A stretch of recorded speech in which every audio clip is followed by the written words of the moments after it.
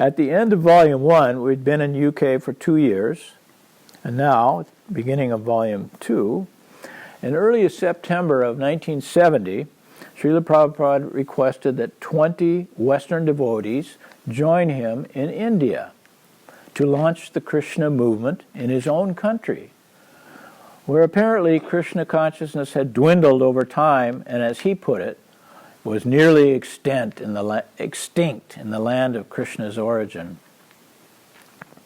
And fortunate of fortunes, my name, my wife's name, and our little daughter's name, we were on the list of 20.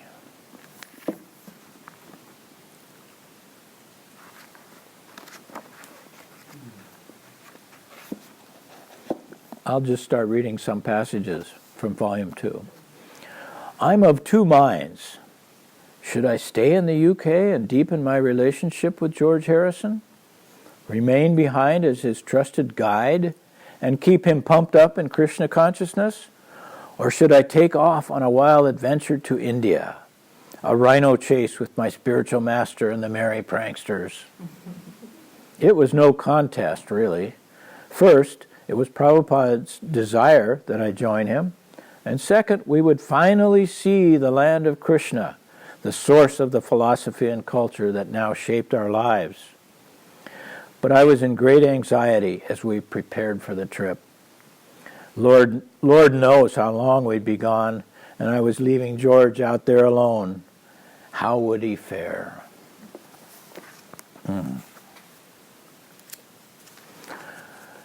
So we arrived there suddenly in early October 1970, 20 Western devotees with Srila Prabhupada in Bombay. And we took the country by storm. No one could believe it, the people of India, that Western people, obviously highly educated and intelligent young people, were really taking up Krishna consciousness sincerely. That we were real bhaktas, we were the real thing. It was a national sensation immediately. The newspapers were plastered with news about this new thing that was happening in India. Prabhupada called this his dancing white elephants. He told us that it was a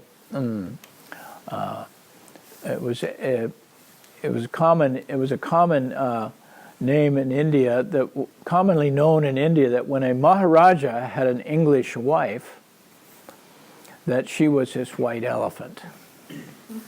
So he called us his dancing white elephants. Anyway, it astounded the nation. The entire country began to resonate with Krishna's names immediately. And Srila Prabhupada was in his full glory on these, from the time we entered India. I'll just read some of the passages that describe that time. Prabhupada's vitality seemed to increase each day. He was constantly talking to people. We never saw him sleep, and he ate very little, even though he encouraged us to eat huge amounts. We were so excited, so full of expectation of great things ahead. Of course, there were down periods when we all felt it was too difficult living like this. I just want to go back to where there are dishwashing machines and hot water. But living this close to Prabhupada just made everything easy and light. We were always joking. The devotees in Bombay were a diverse lot, but we were united around Prabhupada. We could see humor in one another's personalities and constantly poked fun at each other. Gradually, we developed and shared in running jokes about the people we met. Whoever they were, whether celebrities or street sweepers, these people became part of our amusement. We had nothing, but our austere lives became painless because we were having so much fun.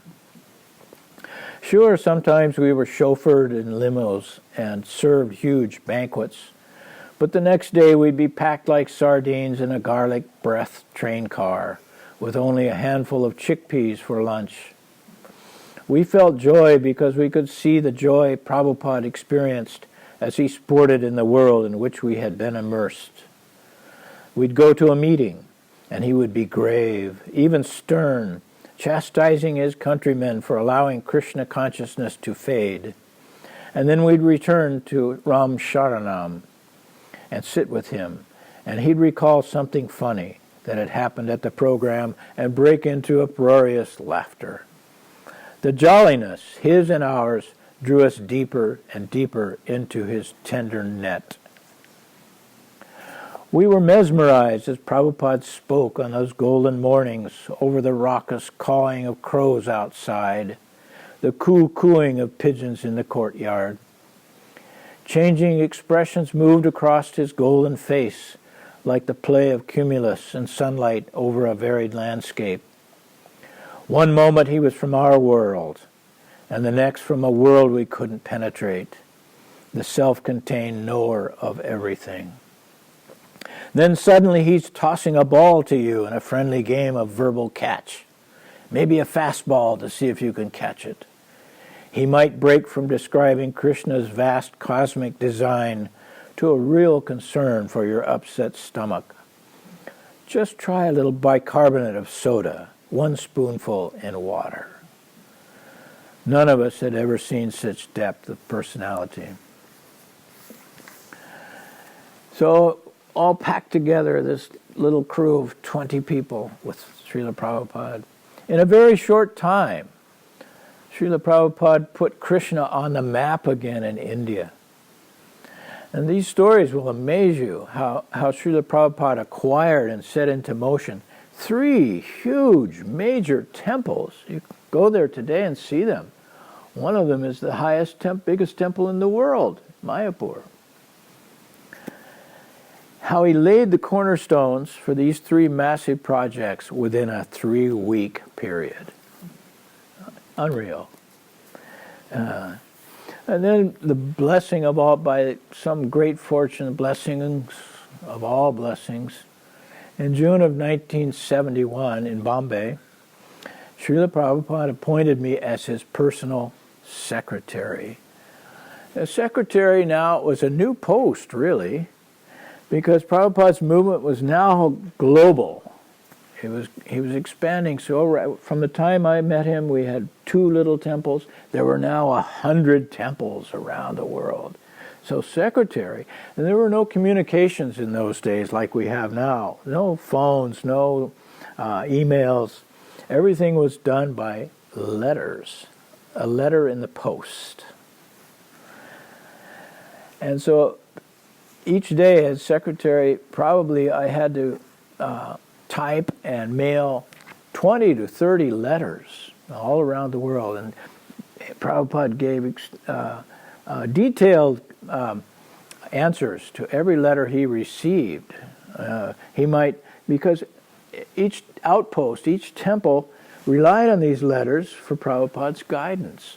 They would get one letter maybe a month. One person would get it and they would share it to all the devotees in that place, and it would guide them. It would enliven them to keep up it would energize them for Krishna conscious expansion. So these letters were very important. But not only letters was only a small part of being Prabhupada's secretary. The travel arrangements, in those days, it was so difficult moving around. And no one really knew from day to day where we would be. Prabhupada would spontaneously say, "Oh, let us go to Delhi tomorrow," and someone has invited. Oh, so I had to run around and make arrangements. Shyamasundar, make arrangements. And look out for all of his daily activities. He was so busy all the time with projects. His energy was, we can't even conceive how much energy he had. And above all of that, it was a new responsibility. I felt it deeply that I should start recording everything he said. Tape recorders were a new invention then. They had the first tape recorder we had was about this big, a German tape recorder with 6-inch reels. So I had to lug that thing all over the place and try to find tapes and record, and not just his lectures, almost daily, 1 or 2 lectures, sometimes even 3 or 4 lectures. But his morning walks, he would say so many profound things. Or his room conversations, some important person might come to meet with him, and it's so important to record every word of that. And somehow or other, all of these recordings and the letters, he made us, for every letter we typed, we had to make a carbon copy with a piece of carbon paper and keep the copy. Somehow or other, all of those have survived to this day. In the what they call Bhaktivedanta archives in North Carolina, they've assimilated all of Prabhupada's words, whether written or spoken words, in one vast storage. Anyway, so Prabhupada's energy in India was unrelenting. He had so many balls in the air. He was like the master juggler. I was only 28 years old. How to keep up with him? How do I keep up with him? All of us were young, and he practically drove us into the ground. He had so much energy. But it was the wildest and most exciting adventure of my life. The first thing we did, right after he made me the secretary, I don't know how much most of you know about the great schism between capitalism and communism that went on in those days, in the 50s and 60s. Russia, the communist camp dominated by Russia, and the Western capitalist camp dominated by the United States and England. That was it. The world was divided by the Iron Curtain that ran down through Europe, and that both sides were at each other's throats. There could be an atomic attack any day. It was Russia was the enemy of communism, of our Western life. So it was impossible to go to Russia. Nobody could go to Russia in those days, and even if you did, you would be you would have extreme problems all the time. But Prabhupada kept saying over and over, I want to go to Russia. They need Krishna consciousness. They're the most fallen of all the cultures on this planet. They must learn about Krishna. So somehow or other, I got us some visas, and off we went to Russia, to Moscow. We had visa good for 5 days. We didn't know anybody there. We had one letter from a professor of Oriental Studies saying vaguely that if you ever come to Moscow, I would like to meet you. That was it. And we didn't know anyone there. But we signed up for a 5-day tour. And the tourist agency of Russia, put us in a hotel right near Red Square. So all of those stories are described in here. I call them 5 days that changed the world. You will not believe what happened in 5 days. It was the most amazing display of Prabhupada's mystical energy that I ever saw in my years with him. On about the third day, second or third day, I met one Russian boy on the street and brought him up. The boy had asked me if I wanted to change rubles, dollars, and if I would give him dollars, he would give me twice the market rate in rubles, black market. I said, no, I better not do that. I could tell the KGB was following us everywhere. I kept seeing the same guy in a blue suit with a tie. And he said, well, do you have any jeans? And I said, no, I don't own any jeans anymore. Do you have any Beatles records? I said, no, but the spiritual master for the Beatles is up in that hotel room. Would you like to meet him? This boy, he spoke English. He was studying philology, languages in college. And I brought him up to meet Prabhupada, and it was just like, boom. In 2.5 days, Prabhupada changed this boy's heart. He sat him down and taught him every aspect of Krishna consciousness, even down to cooking and chanting. And so we gave him our books and our beads, and we left town. And that boy, he became initiated as Ananta Shanti Das, single-handedly spread Krishna consciousness underground throughout Russia. Very quickly. The KGB, I found all this out later, the KGB set up a special branch to try to quash Krishna consciousness. It became so popular underground. The one book of Bhagavad Gita that I gave him, he translated and ran off mimeograph copies of these books, and they traveled from hand to hand underground all over Russia. So that story's in there next. Oh, I'll read something from that story.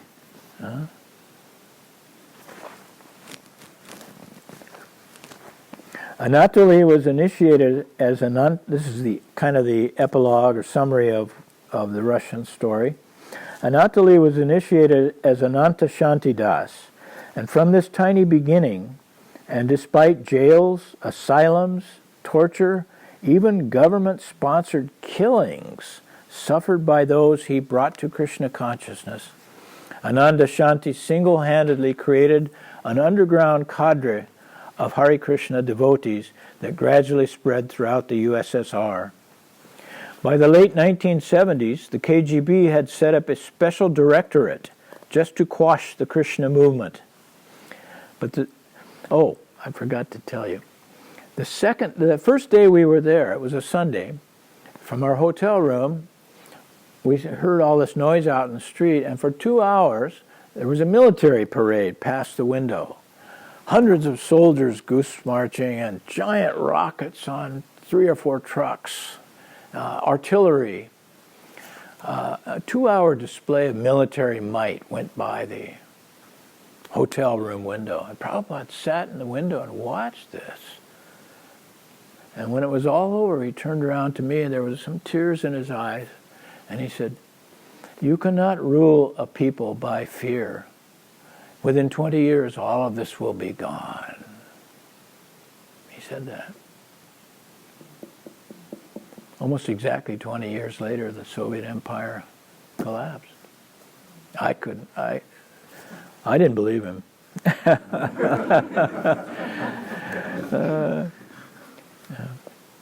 But the Soviet Empire collapsed almost exactly 20 years after Prabhupada's brief visit, as he predicted it would. Prabhupada never returned to Russia. He didn't have to. For him, 5 days was enough to radically change the consciousness of a great nation, and I am the witness. And from Russia, then we went back to the west coast of the United States, San Francisco, Los Angeles. Then we started back again on Prabhupada's second transcendental journey